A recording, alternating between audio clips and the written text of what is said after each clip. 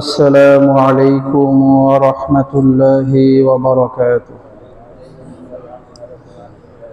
إن الحمد لله نحمده ونستعينه ونستغفره ونؤمن به ونتوكل عليه ونعوذ بالله من شرور أنفسنا من يهده الله فلا مضل له ومن يضلل فلا هادي له ونشهد أن لا إله إلا الله وحده لا شريك له ونشهد أن سيدنا وحبيبنا وحبيب ربنا وطبيبنا وطبيب قلوبنا محمدا عبده ورسوله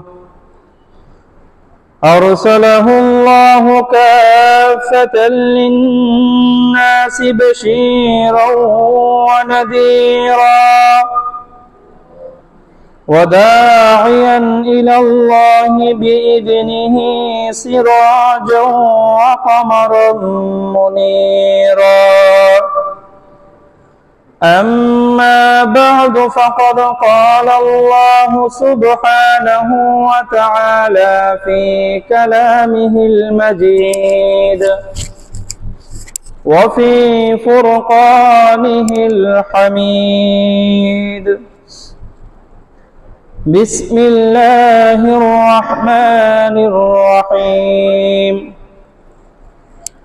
8 أزواج من الضأن 2 ومن المعز 2 قل أذكرين حرم أم الأنثيين أما اشتملت عليه أرحام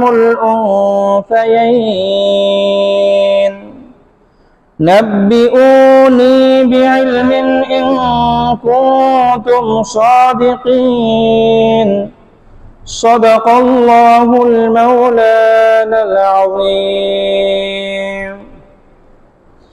وعن جابر بن عبد الله رضي الله عنه قال قال رسول الله صلى الله عليه وسلم لا تذبحوا إلا مسنة إلا أن يعسر عليكم فتذبحوا جذعة من الضأن أو كما قال عليه الصلاة والسلام صدق الله المولانا العظيم وصدق رسوله النبي الأمي الكريم ونحن على ذلك لمن الشاهدين والشاكرين والحمد لله رب العالمين.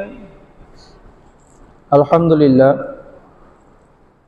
মহান আল্লাহ সুবহানাহু ওয়া তাআলা এর পাক ও সাফ দরবারে লাখ কোটি শুকরিয়া যে মহান আল্লাহ সুবহানাহু ওয়া তাআলা আমাদের সকলকে দীর্ঘ এক সপ্তাহ পর পবিত্র জুমার দিনে জুমার নামাজ আদায় করার লক্ষ্যে পৃথিবীর সর্বোৎকৃষ্ট স্থান মহান আল্লাহ সুবহানাহু ওয়া তাআলা এর মনোনীত ঘর মসজিদে এসে জুমার নামাজ আদায় করার পূর্বে কোরআন ও হাদিস থেকে কিছু আলোচনা করা এবং শ্রবণ করার তৌফিক দান করেছেন।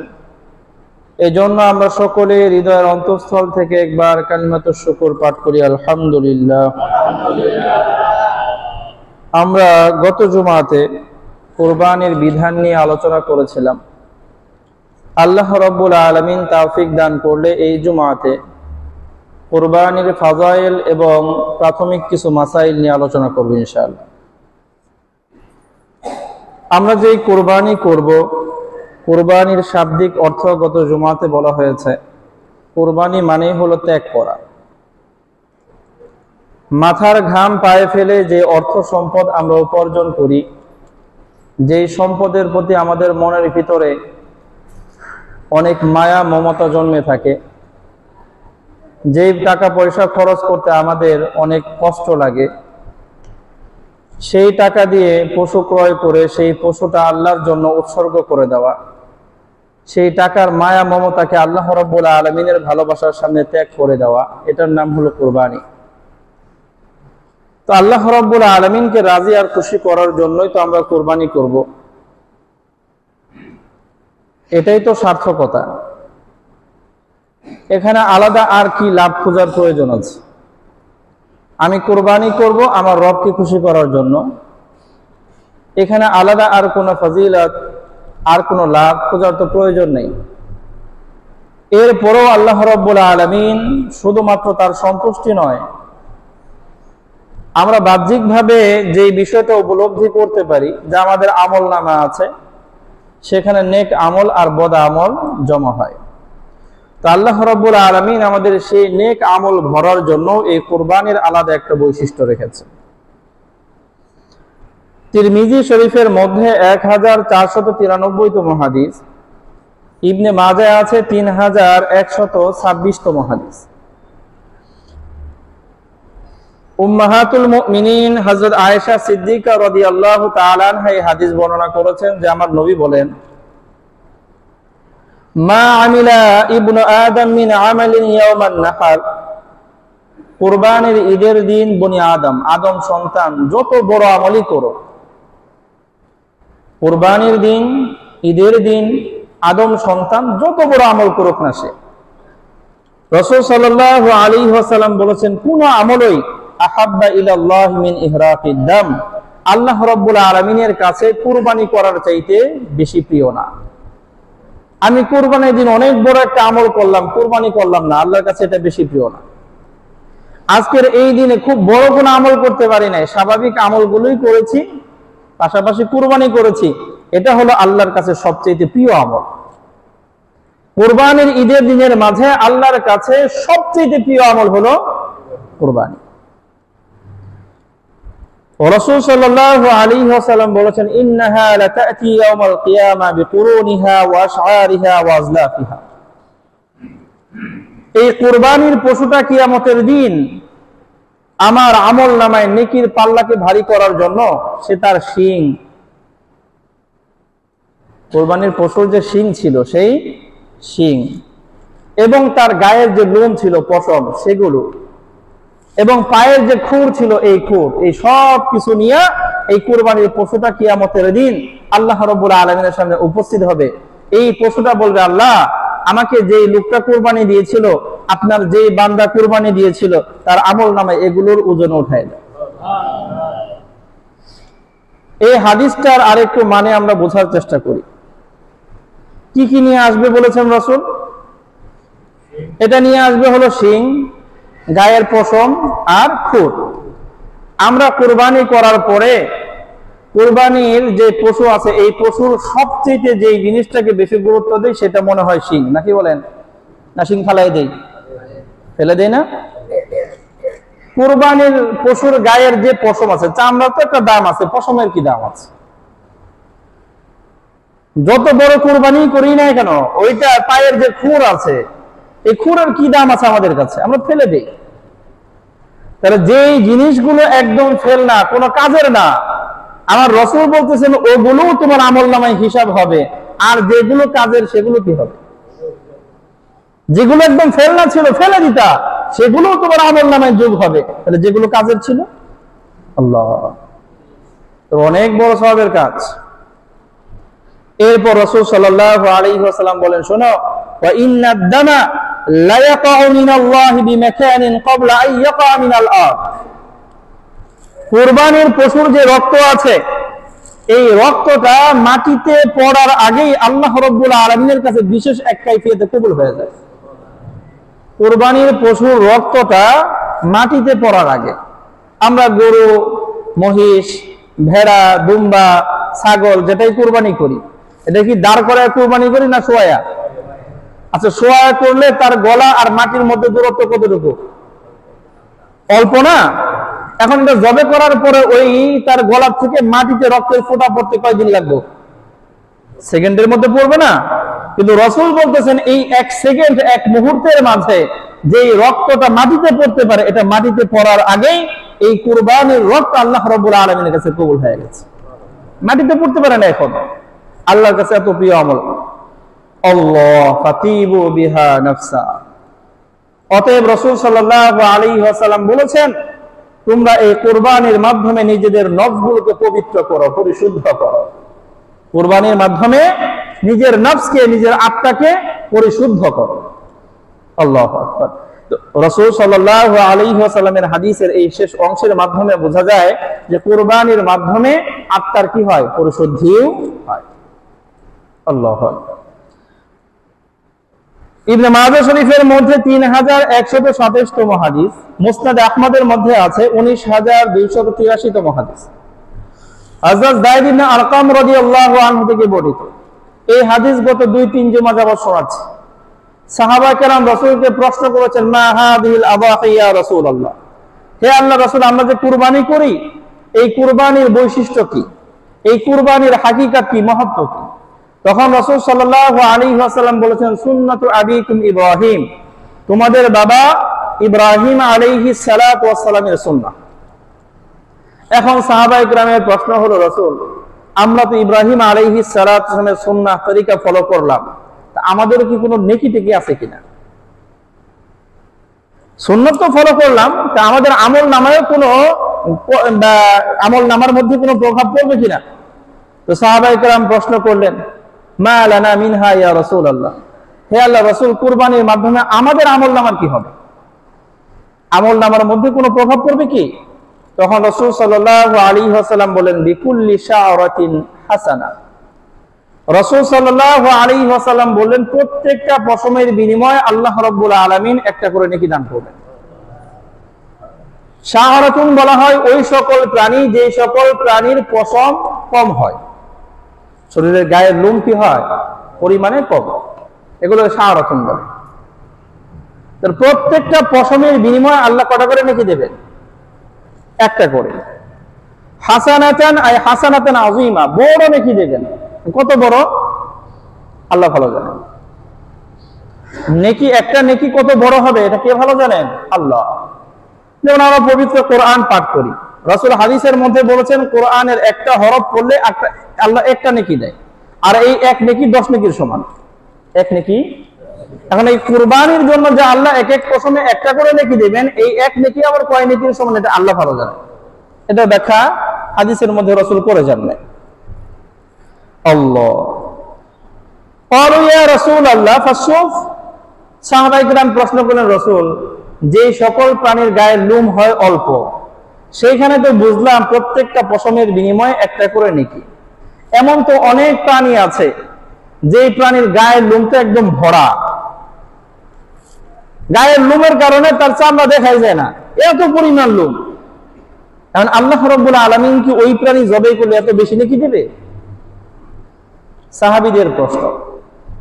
রাসূল সাল্লাল্লাহু আলাইহি ওয়াসাল্লাম বলেন, বিকুল্লি শাআরাতিন মিনাস সুফি হাসানা, যেই প্রাণীর গায়ের লোম যত বেশি হোক, প্রত্যেকটা পশমের বিনিময়ে আল্লাহ রাব্বুল আলামিন ওই ব্যক্তিকেও একটি করে বড় বড় নেকি দান করে দেবেন।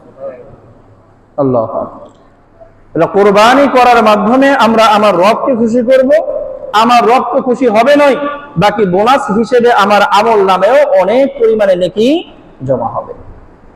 এই জন্য আল্লাহ রাব্বুল আলামিন আমাদের যাদেরকে কুরবানি করার নিসাব দান করেছেন, সামর্থ্য দান করেছেন, আমরা প্রত্যেকেই ইনশাআল্লাহ কুরবানির মতো এই মহৎ ইবাদতের মধ্যে অংশগ্রহণ করব, কেউ বাদ থাকবো না ইনশাআল্লাহ। আল্লাহ তাওফিক দান করেন। এর পরবর্তী বিষয় হলো কোন কোন প্রাণীকে কুরবানি দেওয়া যায়। আল্লাহ রাব্বুল আলামিন পবিত্র কোরআনের সূরা আনআম আয়াত নাম্বার 143 এবং 144, এই দুই আয়াতের মধ্যে আল্লাহ রাব্বুল আলামিন 8 শ্রেণীর পশুর কথা বলেছেন, এই পশুগুলোকে কুরবানি দেওয়া আছে। এই 8 শ্রেণীর পশু ছাড়া এই পৃথিবীর যত দামি পশুই আমি কুরবানি দেই না কেন, কুরবানি হবে না। কি কি আল্লাহ রাব্বুল আলামিন সেই 8 শ্রেণীর কথা বলেছেন। আয়াতটা অনেক লম্বা, শুধু 8 শ্রেণীর কথাই বলেছেন তা না, আল্লাহ রাব্বুল আলামিন বাকি আরো অনেক বিধান এই 2 আয়াতের মধ্যে বলেছেন। আমি শুধু পশুগুলোর কথা বলি আপনাদের। আল্লাহ রাব্বুল আলামিন বলেছেন সামানিয়াতা আজওয়াজ, 8 শ্রেণীর পশু। কয় শ্রেণী? মিনাদ দানি ইসনাইন, ভেড়ার 2 শ্রেণী। ভেড়া 2 শ্রেণী কেমনে? নর এবং মাদা। ভেড়া আর ভেড়ি 2 শ্রেণী। এরপর আল্লাহ রাব্বুল আলামিন বলেছেন ওয়া মিনাল মা'জ ইসনাইন, ছাগলের মধ্যেও 2 শ্রেণী, নর মাদা। তাহলে 2 এ 2 4 শ্রেণী হলো।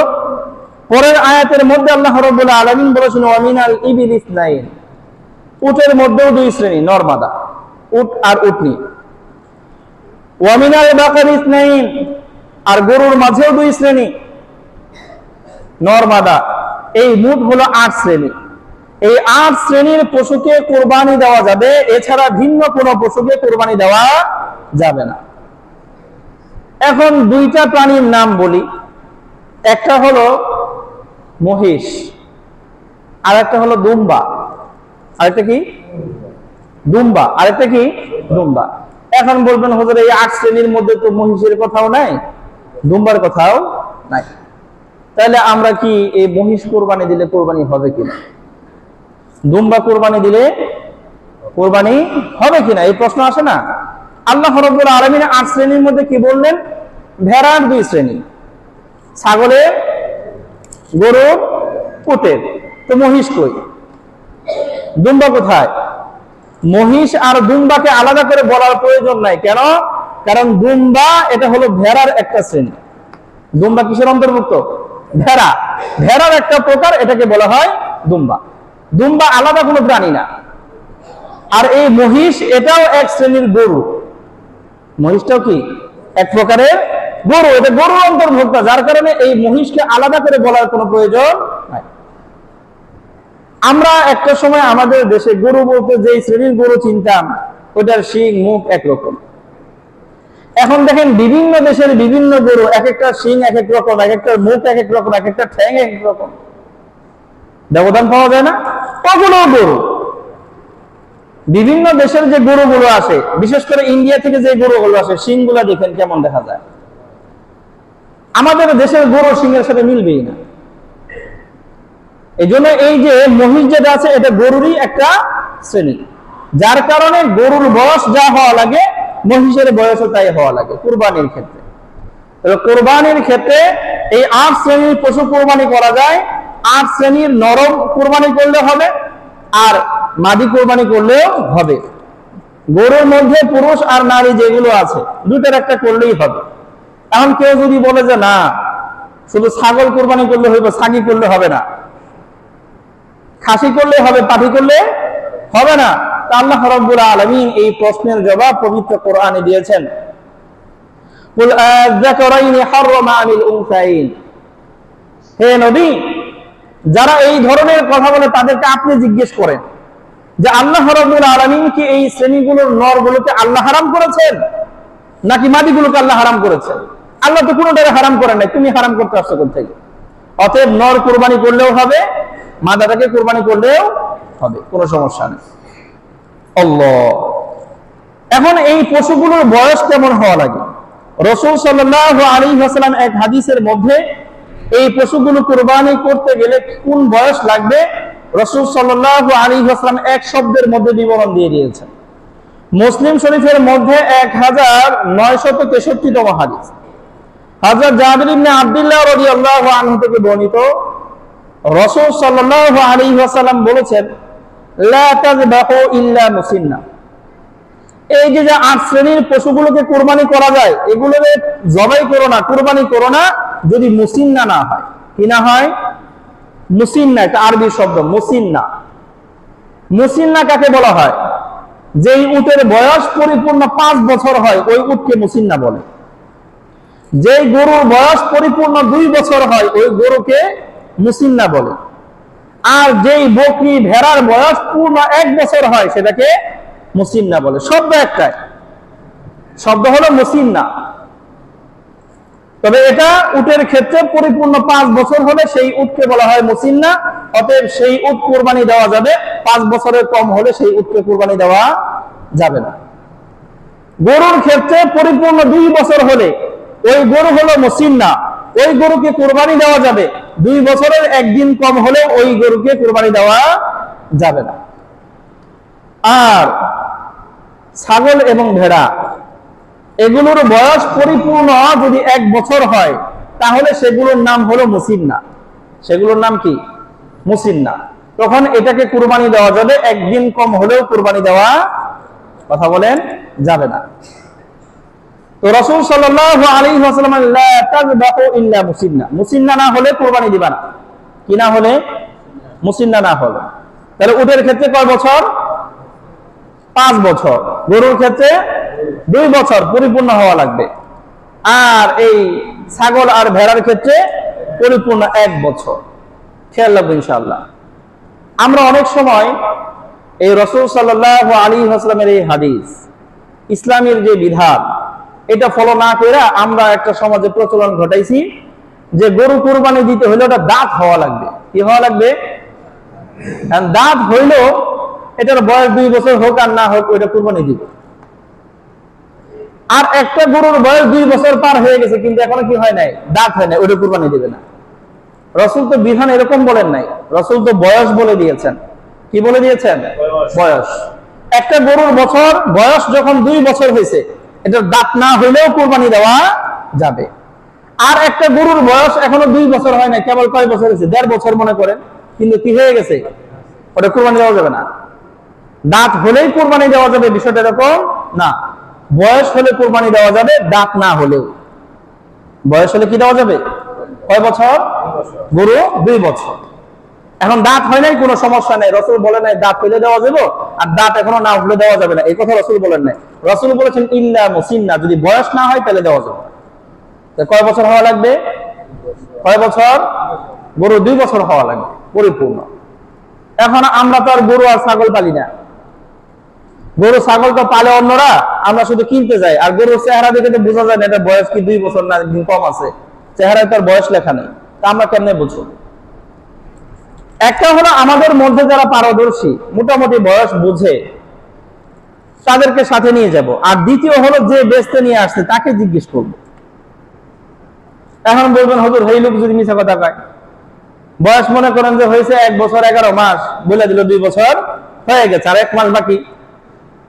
কথা বলেন, আর কয় মাস বাকি? 1 মাস। এখন তো আমার যদি এটাকে দেখতে মনে হয় 2 বছর হয়েছে, আমাদের মধ্যে যে পারদর্শী সে বলছে না 2 বছর আশা করতে হয়েছে, আবার ওই লোকও বলতেছে কি হয়েছে? 2 বছর হয়েছে। তাহলে আমার কুরবানি হয়ে যাবে। যে লোক মিথ্যা বলছে তার গুনাহ হবে। কথা বুঝি না? যে লোকে মিথ্যা বলে আমারে দিল, গুনাহটা কার হবে? তার হবে। আমার কুরবানি হয়ে যাবে ইনশাআল্লাহ, কোনো সমস্যা নেই। আল্লাহ। এখন বিষয়টা হলো যে কোনো একটা সময় যদি এমন পরিস্থিতি দাঁড়ায় যে কুরবানি করার মতো যেই বয়সী পশু দরকার ওই ধরনের পশুর সংকট হয়ে গেছে, পাওয়া যায় না, তখন কি করা যায়? তখন রাসূল সাল্লাল্লাহু আলাইহি ওয়াসাল্লাম ইল্লা আইয়াহসুরা আলাইকুম, তবে হ্যাঁ কোন একটা সময় যদি এই বয়সী প্রাণীদের সংকট দেখা দেয়, পাওয়া যায় না বাজারে, তখন কি করবা? তখন রাসূল সাল্লাল্লাহু আলাইহি ওয়াসাল্লাম বলেন ফাতাযবাহু জাযাতান মিনাদ-দাম। তো রাসূল সাল্লাল্লাহু আলাইহি ওয়াসাল্লাম বলেছেন তখন তোমরা ভেড়ার মধ্যে থেকে জাযাও কুরবানি দিতে পারবা। জাযা কাকে বলা হয়? যেই ভেড়ার বয়স 6 মাস পার হয়েছে। কয় মাস? 6 মাস। 1 বছরের অর্ধেক। কয় মাস পার হয়েছে? 6 মাস। কিন্তু দেখতে মনে হয় হৃষ্টপুষ্ট এমন হয়েছে যে মনে হয় এটার বয়স 1 বছর। মানে 1 বছরের ভেড়া যেরকম হৃষ্টপুষ্ট হয়, 6 মাসে কি হয়ে গেছে? ওরকম হৃষ্টপুষ্ট হয়েছে। এই ধরনের 6 মাসের ভেড়া দিয়েও কুরবানি দেওয়া যাবে। কখন? যখন সংকট দেখা দেবে। যখন কি দেখা দেবে? সংকট। সারা বছরের জন্য না, সব সময়ের জন্য না, যখন সংকট দেখা দেবে ওই সময়ের জন্য বিধান হলো পাওয়া যাচ্ছে না 1 বছরের ভেড়া, কি করা যাবে? তখন 6 মাসের ভেড়াও যদি হৃষ্টপুষ্ট হয় কুরবানি দেওয়া যাবে। আল্লাহ। আমরা যে এখন যে বর্তমান জামানায় আছি, আমাদের জামানায় এগুলো বোঝাতে অনেক সহজ। 6 বছরের ভেড়া হৃষ্টপুষ্ট 1 বছরের না 2 বছরের মতো করা যায়। যে খাদ্য খাওয়ানো হয় 6 মাসের ভেড়া 2 বছরের ভেড়ার মতো হৃষ্টপুষ্ট দেখা যাবে। কথা বলেন? একটা সময় সারা বছর একটা মানুষ গরু লালন পালন করে ঘাস টাস খাওয়ায়া যেই পরিমাণ স্বাস্থ্য বানাইতে পারে না, এখন 3 মাসে বানিয়ে ফেলায়, তাই না অবস্থা? তো একটা ভেড়া 6 মাসে এই 1 বছরের ভেড়ার মতো স্বাস্থ্য হৃষ্টপুষ্ট বানানো আমাদের বর্তমান জামানা এটা কোনো আহামরি কিছু না, স্বাভাবিক বিষয়। আল্লাহ, তাহলে যেই সকল প্রাণীগুলোকে কুরবানি দেওয়া যাবে এই সকল প্রাণীর বয়স কেমন হওয়া লাগে? উট হলে সর্বনিম্ন 5 বছর, একদিন কম হলেও হবে না। গরু হলে সর্বনিম্ন বয়স কত লাগবে? পরিপূর্ণ 2 বছর, একদিন কম হলেও চলবে না। ছাগল আর ভেড়ার ক্ষেত্রে সর্বনিম্ন বয়স 1 বছর পরিপূর্ণ হওয়া লাগবে, একদিন কম থাকলেও হবে না। তবে ভেড়ার ক্ষেত্রে বিশেষ প্রয়োজনে যখন সংকট পড়ে গেছে এমন 6 মাসের ভেড়াও কুরবানি করা যাবে, যে ভেড়া দেখতে 1 বছরের ভেড়ার মতো লাগে। বয়স তো বুঝতে পারছি আলহামদুলিল্লাহ, বলেন। এখন কুরবানির হাটে গিয়ে দাঁত আগে না দেখে আগে কি জিজ্ঞেস করবো? বয়স। মন থাকবে তো ইনশাআল্লাহ? 2 বছরের আগেও যদি দাঁত হয় তাও কুরবানি চলবে না, আর 2 বছর পার হওয়ার পরে দাঁত না উঠলেও মন থাকবে তো ইনশাআল্লাহ? আল্লাহু আকবার। এটা মনে করেন না যে হুজুরে ফতোয়া দিতেছে, না না, আমার নবী বলেছেন লা তাযবাহু ইল্লা মুসিন্না। রাসূল বলেছেন 2 বছর না হলে দিও না, গরু মহিষ 2 বছর না হলে দিও না। রাসূল বলেন নাই দাঁত না হইলে দিও না। এজন্য দাঁতের মাসআলা না, মাসআলা কিসের? বয়সের। আল্লাহ রাব্বুল আলামিন আমাদেরকে বুঝার তৌফিক দান করেন। আমরা একটু খেয়াল করি, এই যে আমাদের ঘরে ছোট বাচ্চারা যে হয়, সব বাচ্চাদের কি একই বয়সে দাঁত ওঠে? কথা বলেন। কারো আগে উঠে যায়, কারো একটু পরে উঠে, স্বাভাবিক না? একটা গরু তো এরকম, একটা গরু দেখা যাচ্ছে 2 বছর হওয়ার আগেই দাঁত উঠে বেরিয়েছে, আর একটা 2 বছর পার হয়ে 3 বছর হয় এখনো কি ওঠে না? দাঁত ওঠে না, একটু পরে উঠবে হয়তো, হতেই পারে। এই জন্য দাঁত মূল বিষয় না, মূল বিষয় হলো বয়স। আল্লাহ রাব্বুল আলামিন আমাদেরকে সহজে বোঝা এবং মানার তৌফিক দান করেন। আমার মাথায় যেটা ঢুকছে সেটাই সঠিক তা না, আমার রাসূল যেটা বলেছেন সেটাই। আর আমি যতবার হুজুর যতই কোন আমি দাঁত দেখে কিনুন, এটা যদি হয় রাসূলের হাদিস জানার পরেও, শোনার পরেও, বুঝার পরেও, তাহলে এটা হবে বাড়াবাড়ি। এটা কি হবে? আওয়াইন্নাল্লাহা লা ইউহিব্বুল মুতাদিন। আল্লাহ এই বাড়াবাড়ি যারা করে, সীমা লঙ্ঘন যারা করে, তাদেরকে আল্লাহ পছন্দ করে। শরীয়তের বিধান যেটা বাস এটাই মেনে নিব, আমার বুঝে আসুক আর না আসুক। আরেকটা প্রশ্ন এখানে হইতে পারে, ওই প্রশ্নের জবাবটা বুঝেন। হুজুর এই 2 বছরের একদিন কম থাকলে হইব না, এটা জুলুম হয়ে গেল না? মাত্র 1 দিন কম আছে, এটা কি হয়েছে? মাত্র কয়দিন কম, এর জুলুম হলো না? কথা কন না। আমাদের দেশে এই যে আমাদের পুরুষ আর নারীদের সাবালক আর সাবালিকা হওয়ার একটা ডেট নির্ধারিত আছে না? এই 18 বছর হইলে তারপরে সে সাবালিকা, একদিন কম হইলে কি আইন ভিন্ন হয়? কথা কন না। নাবালিকার আইন যেটা আছে 18 বছর হইতে আর মাত্র 1 দিন বাকি, ওই আইনের মধ্যেই তো পড়ে, তখন তো কন্যা 1 দিন বাকি আছে এই আইন পরে গেল লেগা, তো তখন আমাদের দেশের আইন খুব স্ট্রং, আর আল্লাহ যে আইন করছে ওই আইন করলে তখন মুশকিল লাগে। আমাদের দেশের আইন সেটা নড়চড় করা সম্ভব, কারণ এটা মানতেই হবে, এটা ফরজ কোনো বিষয় না। কিন্তু আল্লাহ যে আইন করে দিয়েছেন এটার কোনো হেরফের করা যাবে না। আল্লাহর আইন হলো সবচেয়ে মজবুত আইন। আল্লাহ রাব্বুল আলামিন আমাদেরকে বুঝার তৌফিক দান করুন। এরপরে প্রাথমিক যে মাসআলা আমাদের প্রয়োজন হয় সেটা হলো, আমরা গরু, মহিষ বা উট যারা কুরবানি দিতে চাই, তা আমরা এখানে অংশীদার নির্বাচন করি। একা একা সবাই তো গরু দিতে পারি না, তো আমরা চাই কয়েকজনে মিলে কি করব? কুরবানি দেব। এখন এই অংশীদার গ্রহণ কিভাবে করা যায়, তো এটা নিয়ে কিছুটা আলোচনা করব ইনশাআল্লাহ। তো এই 8 শ্রেণীর প্রাণীর মাঝে 4 শ্রেণীর প্রাণী এমন আছে যেই প্রাণীগুলোর মাঝে কোনো অংশীদার নেওয়া যায় না, একা একা দেওয়া লাগে। সেটা হলো ছাগল আর ভেড়ার এই 2 জাত, নর মাদা, এগুলো একা একা দেওয়া লাগবে, এখানে কাউকে অংশীদার নেওয়া যাবে না, এগুলো এক একজনে একটা। আর এছাড়া গরু, মহিষ আর উট যে আছে এগুলোর ক্ষেত্রে অংশীদার গ্রহণ করা যায়। আমাদের বর্তমান যুগে কোন এক শায়েখ এরকম ফতোয়া দিয়েছেন যে গরু এবং মহিষের মধ্যে যে অংশীদার নেওয়া যায় এটা ভুল ফতোয়া। গরু দিলেও কুরবানি দিলেও একাকি দিতে হবে, কারো অংশীদার বানানো যাবে না, এই ফতোয়া দিয়েছেন কোন এক সাহেব। তো এটা নিয়ে বিশদ আলোচনা করতাম, কিন্তু করার প্রয়োজন নাই। কেন? কারণ তাদের যে মাসলাকের আরেকজন আলেম আছে, সেই আলেম দাঁড়ায় বলছে, যে আলেমে বলবে যে গরুতে অংশীদার নেওয়া যায় না, সে মূর্খ আলেম। তাদের মধ্যেই কথাই বলো। এই জন্য আর ওইটা নিয়ে বেশি আলোচনা করার প্রয়োজন নেই। শুধু একটা হাদিস আপনাদেরকে শোনাই দিই। মুসলিম শরীফের মধ্যে 1318তম হাদিস, হযরত জাবির ইবনে আব্দুল্লাহ রাদিয়াল্লাহু আনহু থেকে বর্ণিত, রাসূল সাল্লাল্লাহু আলাইহি ওয়াসাল্লাম বলেছেন, আল বাকারাতু আন সাবাতিন ওয়াল জাযুরু আন সাবাতিন।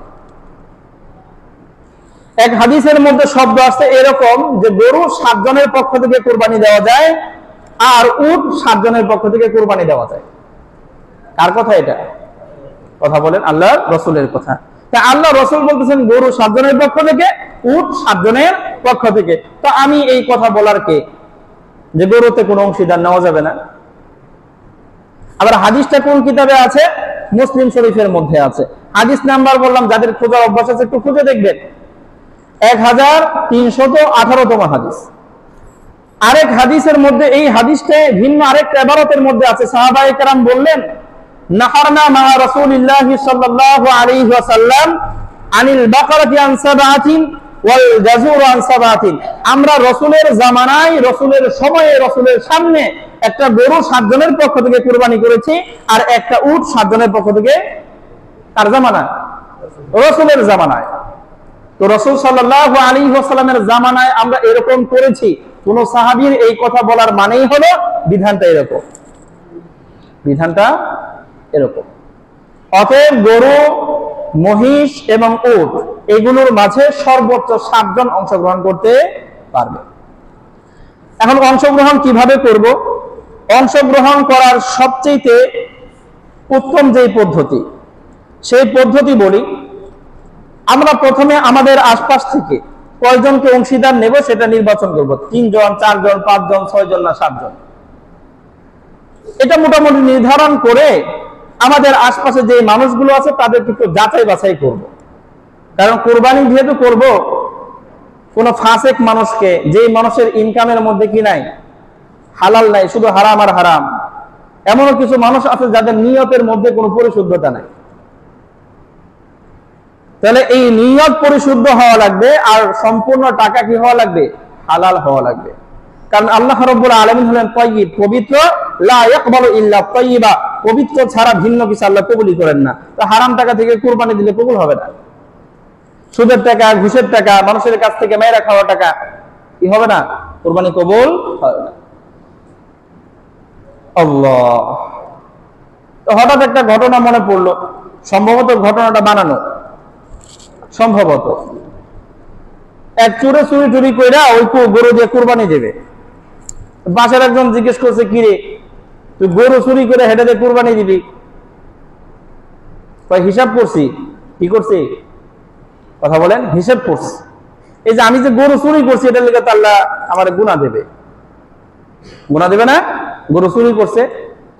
তো এখন এই গরু যদি এমনি অন্য কোনো দিন খেয়ে ফেলে বেঁচে ফেলাতে, তো খালি গুনাহ আমার ভাগে। এবার নিয়ত করছি কোরবানির ঈদের দিন কোরবানি দিব, তো কোরবানি দিলে যে সওয়াব হয়, তো এক পাশে সওয়াব আর এক পাশে গুনাহ, দুইটা মিলা কাটাকাটি, মাঝখান দিয়ে গোশত খাও। কথা বুঝেন না? কথা কন। আর ওই চেতনা যদি আমাদের মধ্যে আসে তাহলে তো হবে না। কারণ এই হারাম সম্পদ কুরবানি করলে তো কুরবানি হবে না, গুনাহ তো আরো বাড়লো, নেকি আসবে কোথা থেকে? কথা বুঝেন না? ওই চোরের হিসাব করলে কাজ হবে? এই জন্য আমাদের আশপাশ থেকে যাদেরকে অংশীদার নেব, দুটা কথা মাথায় রাখবো। এক হলো, যেই মানুষটার উপার্জন হালাল ওই মানুষকেই নেব, যেই মানুষের উপার্জন হারাম তাকে নেওয়া যাবে না। 2 নাম্বার, যেই মানুষের নিয়ত পরিশুদ্ধ হয় একমাত্র আল্লাহর জন্যই সে কুরবানি দেবে। বাহ্যিক ভাবে বোঝাই যায় সে কার জন্য দেবে? আল্লাহর জন্য, লোক দেখানোর জন্য না, অথবা অন্য কোনো অসৎ উদ্দেশ্য তার নাই। এই 2টা বিষয় খেয়াল করে একজন অংশীদার আমি আগে নির্বাচন করব। এইভাবে 3 জন 5 জন যে কজন নিতে চাই তাদেরকে আমি নির্বাচন করব। এরপরে এই সবাই মিলে টাকা জমা করে গরু কিনতে যাব।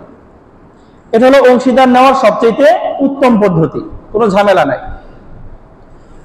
এছাড়াও ভিন্ন পদ্ধতি আছে, তবে যে মাসআলা বললাম একটু মনোযোগ দিয়ে শুনি। একজন মানুষের ইনকাম হারাম আমি জানি, স্পষ্ট ভাবে জানি যে ওই মানুষের কি হারাম, ইনকাম হারাম, অথবা স্পষ্ট ভাবে আমি জানতে পারছি যে ওই মানুষের নিয়তে গরমিল আছে।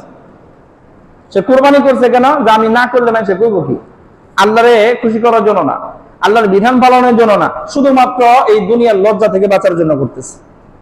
অথবা কোরবানি করতেছে কেন, কোরবানি কইরা সে এদের গোশত নিয়ে বিজনেস করবে। হুজুর এরকম লোক হয়, হতেই পারে, অস্বাভাবিক কিছু না। কত কিসিমের লোক আমরা আশপাশ দিয়ে আছে, এরকম হইতে পারে যে কোরবানির দিন গরু একটা কোরবানি দেই, এই গরিব দুঃখী যারা খাইবার পারে না, এই গোশতটাই মনে করেন একটু কম দামে ছেড়ে দিলাম, আমার কোরবানিও হয়ে গেল, কিছু বিজনেসও হয়ে গেল। কথা বলছেন না?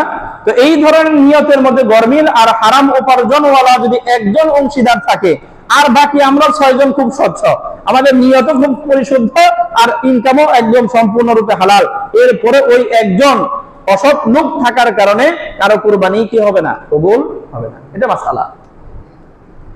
এই জন্য যাদেরকে আমি অংশীদার হিসেবে নেব তাদের ব্যাপারে অবশ্যই এই বিষয়টা জেনে নেব যে এই মানুষটার ইনকাম হালাল কিনা আর নিয়ত পরিশুদ্ধ কিনা।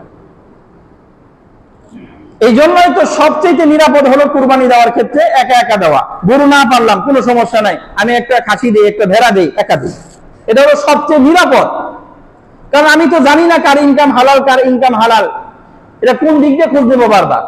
এই জন্য সবচেয়ে নিরাপদ হলো এইটা। আল্লাহ রাব্বুল আলামিন বোঝার তৌফিক দান করেন।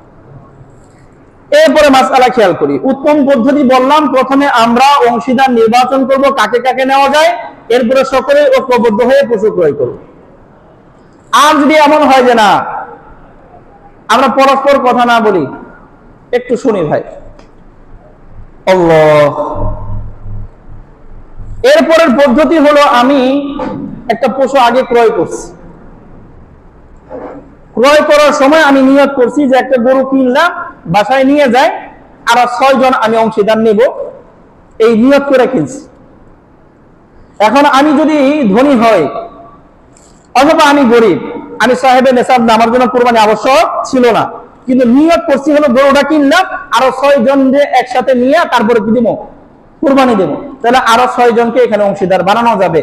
যদি যে পশু ক্রয় করেছে সে ধনীও হয় তাহলেও পারবে, সে গরিব হলেও পারবে।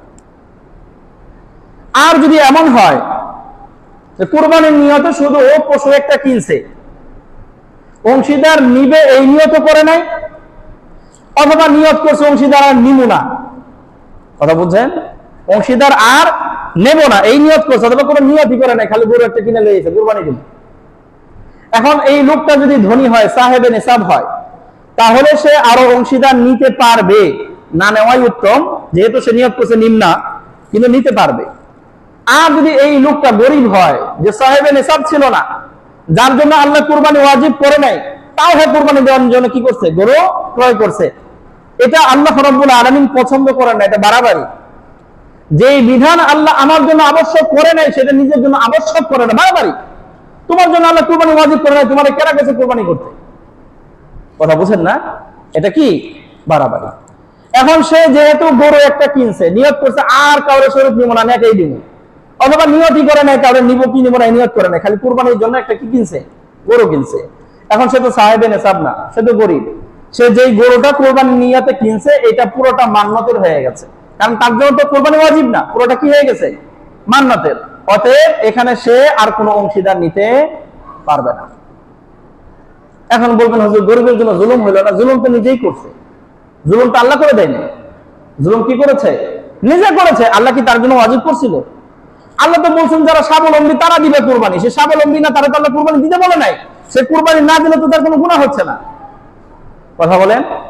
ঠিক আছে, তারপরেও তার মনের ভিতরে আবেগ কুরবানি দিতে মনে চায়, তো ছোট মোটো একটা ছাগল একটা ভেড়া বকরি কিনা দিলেই তো হয়ে যায়, এত বড় গরু তার কিনবার কাছে গেলা।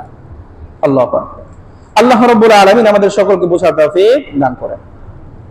এরপরে খেয়াল করে, এরপরে আমরা যে এই অংশগুলো নেব, এই ক্ষেত্রে খেয়াল রাখবো অংশীদার যে কয়জনই হোক, কারো অংশ যেন 7 ভাগের 1 ভাগের কম না হয়, 7 ভাগের 1 ভাগের কম না হয়। বোঝানোর জন্য বলি, যেমন মনে করেন একটা গরু কিনছি 7,000 টাকা দিয়ে, কয় হাজার, এখন যদি 7 জন অংশগ্রহণ করি তাহলে এক একজনের ভাগে পড়বে কত করে? 1000 করে। এখন কেউ যদি 1000-এর কমে আসে তাহলে কিন্তু কুরবানি হবে না, কারণ সর্বনিম্ন 1 ভাগ নিতে হবে, 1 ভাগের কম নিলে কারো কুরবানি হবে না। তাহলে 7 জন নিলাম, 7 জনের প্রত্যেকেই কত করে দিতে হবে? কমপক্ষে 1000। 1000-এর কম হবেই না, একবারে মিলে একাটা করে সবাই 1000 1000। এমন করলে হুজুর আমরা 7 জনে দিব না, দিব কয়জনে? 3 জনে। কয়জনে? 3 জনে দেব। এখন 3 জনে এই 7000 টাকা কেমনে ভাগ করব? এমন করছে যে হুজুর এই 3 জনের মধ্যে সবার সামর্থ্য তো একরকম না, কেউ একটু কম দিতে চায়, কেউ বেশি দিতে চায়। এখন এই ক্ষেত্রেও সূরত হলো সর্বনিম্ন যে টাকা দেবে তার অংশটাও যেন ওই 7 ভাগের 1 ভাগের কম না হয়। 7 ভাগের 1 ভাগ কত টাকা ছিল? 1000। আর সর্বনিম্ন যে দেবে তার কমপক্ষে 1000 টাকা দিয়ে অংশগ্রহণ করতে হবে, এর নিচে না। সেটা কিভাবে সম্ভব? যেমন বললো যে 2 জনে মিলে বললো যে আমরা তাহলে এই করি 3000 3000 6000 দে, আর যে একটু গরিব 1000 দিয়ে শরীক হোক, কোনো সমস্যা নাই। কারণ যে 1000 দিয়ে শরীক হলো সে তো 7 ভাগের 1 ভাগ নিছে। কথা বলেন? তাহলে সমস্যা নাই। এখন যদি বিষয়টা এরকম দাঁড়ায় যে 2 জনে বললো হুজুর আমরা এক কাজ করি যে আমরা 2 জনে মিলে 6500 দেখ, আর যে লোক একটু গরিব আছে 500 টাকা দিয়ে শরীক হোক। এখন বলেন তো 500 যে এই 7000-এর মধ্যে 500 এটা কি 7 ভাগের 1 ভাগ না 1 ভাগের অর্ধেক? কথা বুঝি না? তাহলে এখন এই যে সর্বনিম্ন যেই মানুষটা অংশগ্রহণ করলো তার অংশ যেহেতু 7 ভাগের 1 ভাগ পরিপূর্ণ হচ্ছে না, অতএব এইভাবে অংশগ্রহণ করলে কারো কুরবানি হবে না, কারণ 1 ভাগের কমে তো কুরবানি হচ্ছে না। সর্বনিম্ন কয় ভাগ? 1 ভাগ। এখন যদি আমরা তার পিছনে দরদ দেখাই যে গরিব মানুষ একটু অংশগ্রহণ করতে চাইছে, তাহলে দরদ দেখানোর একটা পদ্ধতি আছে। পদ্ধতি কি? আমরা 2 জনে মিলে 6000 টাকা দেব, আর বাকি 500 টাকা যে আমরা দিতে চাইছিলাম ওইটা ওই লোককে দিয়ে দিব। ভাই তোরা 500 টাকা দিলাম, এখন তোর 500 আর এই 500 মিলে 1000 টাকা দিয়ে শরীক হয়। কথা বুঝছেন না? এই পূর্ণ টাকা তারে আমি দিয়ে দিব, সে এক অংশে শরীক হবে, আর এই কুরবানির গোশত থেকে পরিপূর্ণ এক অংশ সে পেয়ে যাবে। এইখান থেকে আবার গোশত রেখে দিলে হইব না, তো তোর তো টাকা দিছিলাম কিন্তু গোশত দিন না, তাহলে কিন্তু হলো না। টাকা দিছি মানে এটা তারে দিয়ে দিছি পরিপূর্ণ। যদি মনে চায় যে তারেও একটু অংশগ্রহণ করে তাহলে এই পাবে, এমন না যে সে 500 টাকা দিয়ে অংশগ্রহণ করতে পারবে। 7 ভাগের 1 ভাগের কম যদি কারো হয় তাহলে কারো কুরবানি হবে না। এটার সহজ হিসাব হলো সর্বমোট যে টাকা আছে এটা 7 দিয়ে ভাগ দিব, এই 7 দিয়ে ভাগ দেওয়ার পরে যে অঙ্কটা আসবে সর্বনিম্ন যে অংশগ্রহণ করতে চায় তার কমপক্ষে এই অংশ দেওয়া লাগবে। আল্লাহ রাব্বুল আলামিন বুঝার তৌফিক দান করেন। এরপরে খেয়াল করি আরেকটা মাসআলা আমাদের সমাজের মধ্যে আমরা অনেকেই জানতে চাই, সেটা হলো কুরবানির সাথে আকিকা দেওয়া যায় কিনা, কুরবানির সাথে আকিকা করা যায় কিনা।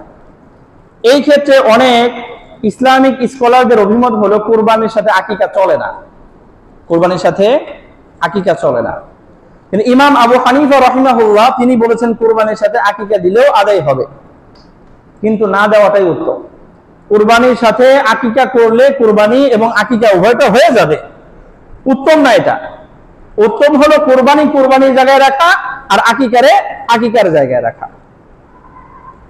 মাসআলা কি বুঝতে পারলাম? কুরবানির সাথে যদি আকিকা করি জায়েজ হবে, আদায় হয়ে যাবে, কিন্তু এটা উত্তম না। উত্তম কি? কুরবানি আলাদা, আকিকাটা আলাদা। এরপরে হলো অংশীদার হওয়ার পরে যদি কেউ অংশ ছেড়ে দিতে চায়, যে আমার সাথে একজন অংশীদার হয়েছে, পরে বললো ভাই না তোমার লগে দিন না, আমার তো আরো কাছের একজন আত্মীয় বেড়েছে, আমি তার লগে গিয়ে দিই। এখন যদি সে এই অংশ ত্যাগ করতে চায় তাহলে 2 শরত। এক হলো যেই মানুষটা আমার সাথে অংশীদার হয়েছিল সে সাহেবে নেসাব না গরিব। যদি সাহেবে নেসাব হয় তাহলে সে ছেড়ে দিয়ে চলে যেতে পারে, কোনো সমস্যা নাই, টাকা ফেরত দিলাম, ঠিক আছে তুমি যাওয়ার থেকে অংশগ্রহণ করো, কোনো সমস্যা নাই। কিন্তু ওই মানুষটা যদি সাহেবে নেসাব না হয়ে গরিব হয় তাহলে মনে রাখবেন যে এই মানুষটা সাহেবে নেসাব না, স্বাবলম্বী না, গরিব, ওই মানুষটা কুরবানির নিয়তে যতটুকু অংশগ্রহণ করেছে পুরোটা মান্নত হয়ে গেছে। কি হয়ে গেছে? মান্নত। এখন সে এই অংশ ছাড়লে হবে না, তার এই অংশে থাকতেই হবে, এটা মান্নত। সে যদি বলে না অমুকের লগে দিমু, তোমার মনে চাইলে ওই অংশ আবার কিনা আলাদা, এটা ছাড়া যাবে না, কারণ এই অংশ তার কি হয়ে গেছে? মান্নতের হয়ে গেছে, এটা তার আদায় করতেই হবে।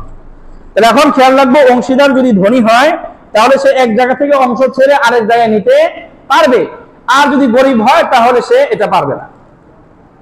কেন পারবে না? কারণ গরিবের জন্য কোরবানি ওয়াজিব ছিল না, ওয়াজিব না হওয়ার পরেও যেহেতু সে নিজের উপর ওয়াজিব করেছে, এটা মান্নত হয়ে গেছে, এখন আর ছাড়ার সুযোগ নেই। এরপরে হলো কুরবানির পশুই পরিবর্তন করা। একটা পশু আমি কিনছি, একটা গরু কিনছি বাজার থেকে, এখন কয়েকদিন পরে আমার মনে চাইলো যে হুজুর এই গরু যেটা কিনছি এটা তো 1 লাখ, এখন আমার তো মনে চাইছে আর একটু দামি পশু একটা কুরবানি দিই, 1.5 লাখ টাকাতে কিনি, এখন কেমনে কি করার? এই ক্ষেত্রেও মাসআলা হলো ধনী আর গরিবের মাসআলা।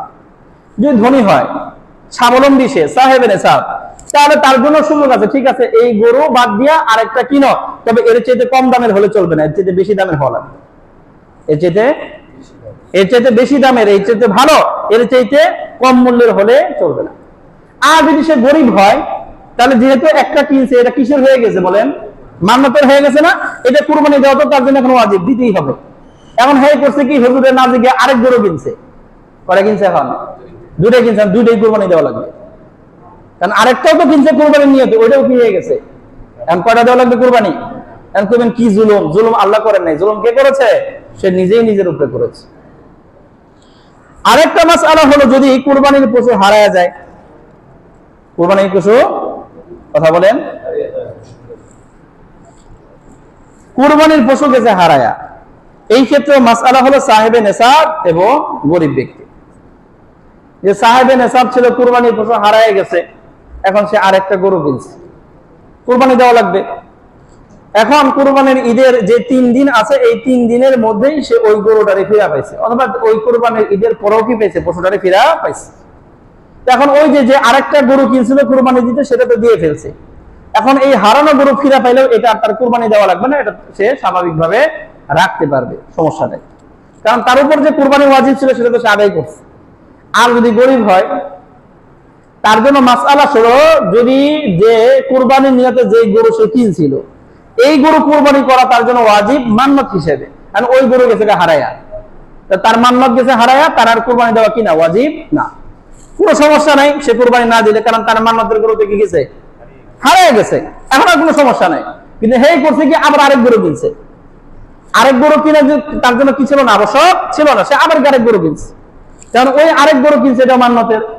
এখন ওই কুরবানির ঈদের দিনের মধ্যে ওই আগের গরু ফেরত পাইছে, এখন কুরবানি দেওয়া লাগবে 2টারই, অথবা ঈদের দিন পার হওয়ার পরে পাইছে, যেহেতু এটা মান্নতেরই গরু ফিরা পাইছে, এটা সে কুরবানি করে, জবাই করে, কুরবানি দেওয়া হবে না, জবাই করে এর গোশত সদকা করে দিতে হবে, উপায় নাই। এখন বলবেন এটা তো আর জুলুম না, এটা তো স্পষ্ট কথা, গরু হারায় গেছে, তোর আর গরু কেনার দরকার নাই, তোর উপর কুরবানি কিনা ওয়াজিব না, আবার কিনতে গেছে কেন? বাড়াবাড়ি করা যাবে না, স্বাভাবিক যেই বিধান, ওই বিধান ওইভাবেই মানতে হবে। আল্লাহ আমার জন্য যেটা বাধ্য করে নাই, ওইটা আমি নিজের উপর বাধ্য করতে যাব না। আমরা যেটা আল্লাহ আমার জন্য বাধ্য করছে সেটাই তো করবো না। 5 ওয়াক্ত নামাজ আমার জন্য ফরজ, সেই নামাজ পড়ার খবর নাই। এখন এই কুরবানির সময় বিশেষ করে অনেক ধনী সম্পদশালী আছে, কিন্তু কুরবানি করে না। আবার কিছু মানুষ আছে গরিব হলে কি হবে, মনটা একটু বড়, আবার হয়তো এরকমও ভাবে ঈদের দিন সবাই কুরবানি করবে, আর আশপাশে সব বাড়ির মানুষেরাই গোশত খাবে, আমার এই পোলাপান চায়া থাকবো, কেমন দেখা যায়, আমিও একটা দিই। কথা বুঝেন না? এটাও যে বেশি আবেগ থেকে আসে না, আল্লাহ তো তার জন্য কুরবানি কি করে নাই, কথা বলেন, ওয়াজিব করে নাই। তার যেহেতু 40,000 টাকা একটা গরু কিনবার মনে চাইছে, গিয়ে লেগা ওই যে পোলাপান খাওয়াবে লেগে, 40,000 দরকার কি, 5,000 টাকা গোশত কিনে খাওয়াও, তোমার জন্য তো হারাম হবে না। একজন ধনী মানুষ সে কুরবানি না করলে সে গুনাহগার হবে, কিন্তু গরিব সে কুরবানি না করলে তো গুনাহগার হচ্ছে না, কথা বুঝেন না? এই পরিবারের সদস্যদেরকে গোশত খাওয়াইতে মনে চায়, গোশত কিনে খাওয়াও। তোমার এই 40,000 টাকা খরচ করে কুরবানি তো আল্লাহ তোমার কাছ থেকে চায় না, তোমার কাছ থেকে চেয়েছেন 5 ওয়াক্ত নামাজ জামাতে, তুমি সেটা আদায় করো। আমরা আবেগে চলি, তাই না? আল্লাহু আকবার। আল্লাহ রাব্বুল আলামিন আমাদের সকলকে বোঝার তৌফিক দান করেন। এখন এই যে কুরবানির পশু হারায় গেলে এই কাজ করা লাগবে। যদি সাহেবে নেশাব হয়, সে আরেকটা গরু কিনা কুরবানি দিলে হয়ে গেছে, যে পশু হারায় গেছিল সেটা পাইলেও আর কি দেওয়া লাগবে না, এটা কুরবানি দেওয়া লাগবে না। আর যদি গরিব হয় তাহলে ওইটা পাইলে কুরবানির দিন থাকলে কুরবানি দেওয়া লাগবে, দিন পার হয়ে গেলে ওইটাকে জবাই করে মানুষের মধ্যে সদকা করে দিতে হবে। আল্লাহু আকবার। সর্বশেষ আরেকটা মাসআলা নিয়ে একটু আলোচনা করি আমরা, সেটা হলো একজন ব্যক্তির পক্ষ থেকে আরেকজন ব্যক্তি কুরবানি দিয়ে দিতে পারবে কিনা। যেমন আমরা পরিবারের সদস্য আছে 7-8 জন, এর মধ্যে থেকে দেখা গেল যে 7 জনই মোটামুটি স্বাবলম্বী আলাদা আলাদা। এই মাসালা আরেকটা মাসালা চলে আসলো যে পরিবারের মধ্যে যদি কয়েকজন স্বাবলম্বী থাকে, যেমন স্বামী তার আলাদা টাকা পয়সা আছে, স্ত্রী তারও আলাদা টাকা পয়সা গয়নাগাটি আছে, জাকাত যেরকম ব্যক্তি বিশেষ হয়, স্বামীরও জাকাত আলাদা দেওয়া লাগে, স্ত্রীর জাকাত আলাদা দেওয়া লাগে, সন্তানদের জাকাত আলাদা দেওয়া লাগে। কুরবানির বিধানটাও এরকম। স্বামী স্বাবলম্বী, তার জন্য কুরবানি আবশ্যক হয়েছে, নেশাব পরিমাণ মাল আসছে, তার পক্ষ থেকে কুরবানি আবশ্যক। স্ত্রী স্বাবলম্বী, তারও নেশাব পরিমাণ আছে, তার পক্ষ থেকেও কুরবানি আবশ্যক। তাহলে আমার পরিবারে কয়জন স্বাবলম্বী সেটা আমি দেখব।